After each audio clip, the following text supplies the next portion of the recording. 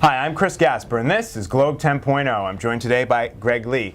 While the Red Sox offense is channeling Joe Namath, they are struggling right now. You have 4 starters below the Mendoza line. Carl Crawford, we all know about his struggles, big free agent signing. Kevin Youkilis, Jacoby Ellsbury moved out of that leadoff spot and down the lineup. And Jared Saltalamacchia, who was anointed as the catcher back in spring training. So let me ask you this, Greg. Which one of these guys do you think is going to be the first to break out of their batting slump? I really think it's going to be Carl Crawford because he's a guy who can still scratch off base hits, and maybe, getting a couple of infield singles with his speed will get him going. I really think guys like that can really get off, quicker because he can do that. He has that talent. I think the same thing with Jacoby Ellsbury. He could do the same. He could do the same thing. It's a type of swing, a type of batting, and a kind of speed to get on base. I'm concerned about Youkilis though.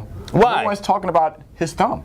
You remember people, he's come back from a major thumb injury. I'll tell you this, I am not concerned at all. I think he's the guy that breaks out. You really think He has so? a .426 on base percentage, so even though he's not getting hits, he's still getting on base. He leads the team in walks with 13. Yeah. He's batted over 300 each of the last 3 seasons. To me, he's the guy that's most proven in Boston and in the American League East. Yeah. So to me, he's the guy that will break out first. I have the most confidence in him. I'm not worried about the thumb. I was more worried about Dustin Pedroia's foot, and he's hit fine. You're really not. No, because he's still having good at-bats. Okay. His at-bats are still good. I don't feel like he's struggling to make contact. He still has the eye, obviously. I think it's just early in the season. He's not off to a good start, but I'm not ready to ascribe his struggles to the thumb. You really, I don't know, because all that was proven with 100% without any injury to the thumb type deal. So I'm a person who wants to see some more time in terms of adjusting to a major injury like that. That's a major injury for a hitter. So, and maybe he may not have the same amount of power he has in that thumb as he had before. So maybe he is still making good contact with the ball, but maybe it's not as much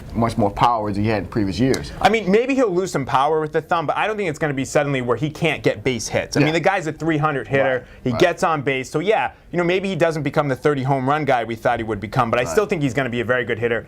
He's the guy I have the most confidence in when it comes to that because I think he has the best approach at the plate, and also he's proven with this team, playing in the pressure of Boston and playing in the American League East. I think Kevin Youkilis is the first guy to bust out here. So we don't care about Jared Saltalamacchia because he's not supposed to be here for offense anyway. The Red Sox say, any offense you get from the catcher is strictly a bonus. I mean, that's their attitude towards catcher, so I don't expect anything from him. Right. Ellsbury, they've already bumped out of the leadoff spot. I think he will hit eventually, but we've seen him go through these slumps before. Crawford, I think, will hit, but we might be in for a J.D. Drew-like first season from Crawford. Boston seems to be in his head, so Kevin Youkilis, that's my guy. He's going to hit. Oh, I'm still going to stick with Carl Crawford.